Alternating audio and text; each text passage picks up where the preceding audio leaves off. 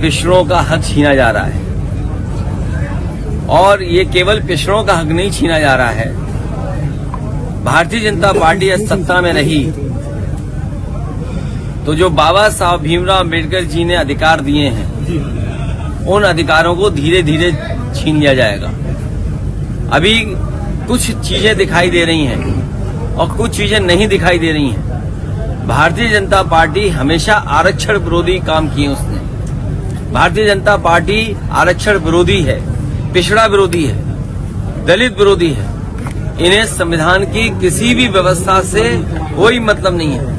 जो बाबा साहब भीमराव अम्बेडकर जी ने अधिकार दिए थे उन अधिकारों को धीरे धीरे भारतीय जनता पार्टी छीनना चाहती है और जितने भी उनमें पिछड़े नेता हैं वो सब मुंह बंद करके बैठे हुए हैं। तो आरक्षण खत्म हो रहा है, ये सब छीन लेगी भारतीय जनता पार्टी। राहुल जी ने न्योता दिया है आप लोगों को। अरे न्योता हम तुम्हारे सामने खड़े के न्योता हो तो बता दो, अगर तुम्हारी जेब में हो इन्विटेशन तो बता दो। आप उनकी भारत जोड़ो यात्रा। अरे भाई मैं क्या कह रहा हूँ, आरक्षण बड़ा सवाल है।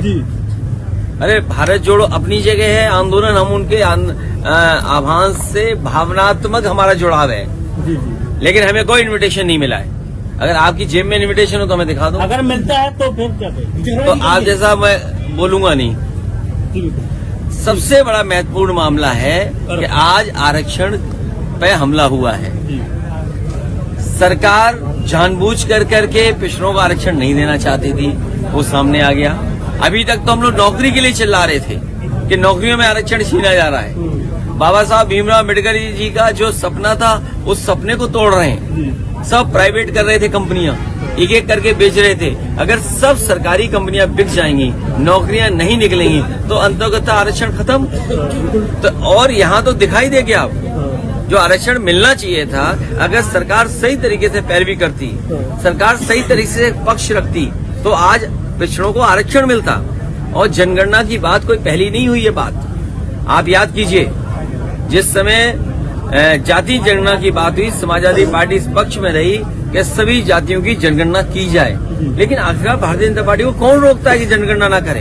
अगर सरकार सही तरीके से पैरवी करती, सरकार सही तरीके से पक्ष रखती तो आज पिछड़ों को आरक्षण मिलता।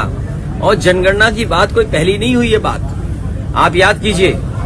जिस समय जाति जनगणना की बात हुई, समाजवादी पार्टी इस पक्ष में रही कि सभी जातियों की जनगणना की जाए, लेकिन आखिरकार भारतीय जनता पार्टी को कौन रोकता है कि जनगणना ना करे? क्योंकि जनगणना करने से हर जाति को अपनी आबादी की जानकारी हो जाएगी। भारतीय जनता पार्टी कभी नहीं चाहेगी कि हर व्यक्ति अपने जाति के हिसाब से जानकारी कर ले कि वो आबादी में किस संख्या में है। वो मेरी जानकारी में नहीं आया है और वो जानकारी में नहीं है, इसलिए मैं कुछ कह नहीं सकता। Okay, thank you. चुनाव में कितनी मजबूती के साथ सभा खड़ी होगी? अरे पहले आरक्षण बचाओ फिर चुनाव लड़ो। हाँ, पहले आरक्षण बचाओ। और आरक्षण बचाने के लिए अगर समाजवादी पार्टी को सुप्रीम कोर्ट भी जाना पड़ेगा, हमारे पिछड़े जो संगठन के लोगों ने अगर आरक्षण बचाने के लिए सुप्रीम कोर्ट जाना पड़ेगा तो हमारी पार्टी के लोग जाएंगे। समाजवादी पार्टी को मजबूत करने के लिए जो कुछ हो सकता था, अपने संसाधन जुटाना, अपने साथियों के साथ मेहनत करना, लगातार समाजवादी पार्टी को आगे बढ़ाने का काम कर रहा था। आज हमारे बीच में नहीं है, बहुत दुखद है। मैं उनके परिवार के सदस्यों से मिला हूँ, उनके साथियों से मिला हूँ। हर साथी बहुत ही दुखी है। मैं उनके परिवार से मिलने आया था, उनका दुख बांटने आया। मिल गया आपके शहर में सस्ती दवाइयों और विशेष छूट के साथ लाइफ केयर फार्मेसी, जनसेवा मेडिकल पॉइंट, होटल मोनार के पास, बाईपास, जलेसर रोड, क्लब चौराहा, Firozabad. Proprietor Yogish Sharma. Mobile number 8273080841। कई आधुनिक मॉडलों के साथ आ गया अब आपके शहर में दमदार बाइक का विश्वसनीय आधुनिक सुविधाओं से सुसज्जित ऑटोमेटिक वर्कशॉप। मां सरस्वती टीवीएस कई अवार्डों से सम्मानित टीवीएस राइडर मात्र 14,999 देकर घर ले जाए एक्सल 100 मात्रा। नव वर्ष की शुरुआत करें टीवीएस जुपिटर के साथ। मामूली कागजी कार्रवाई कर फाइनेंस की सुविधा उपलब्ध, 5 मिनट में ले जाए गाड़ी घर। जल्द पधारे मां सरस्वती टीवीएस, नगला भाऊ, फिरोजाबाद।